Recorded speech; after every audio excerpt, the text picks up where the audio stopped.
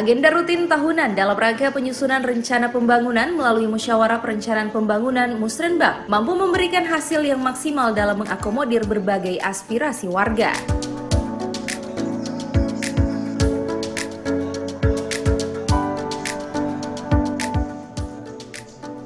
Seluruh pihak yang terkait, baik yang berada di tingkat kelurahan dan kecamatan, harus bersama-sama dalam menghasilkan konsep perencanaan pembangunan yang disesuaikan dengan potensi dan kebutuhan masyarakat yang ada di wilayah RT RW, kelurahan, dan kecamatan.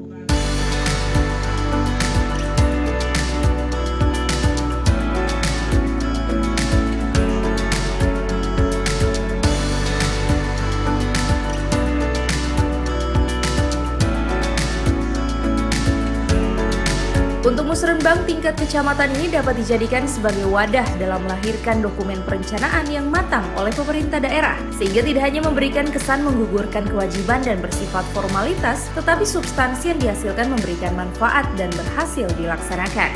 Sholat, kita puasa, kita melaksanakan ibadah, bukan hanya sekedar menggugurkan kewajiban. Itu juga saya harapkan di musrenbang ini jangan hanya menggugurkan kewajiban semata, hanya yang penting setelah laksana, secara formalistik istilahnya.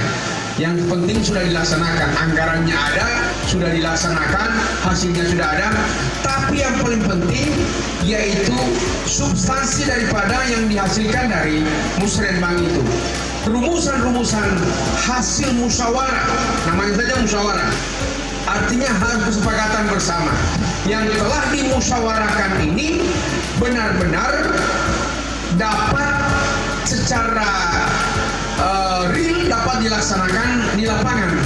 Jangan terlalu muluk-muluk lah. Jangan terlalu tinggi-tinggi dia punya rencana, tapi akhirnya tak ada satupun yang dapat dikerjakan.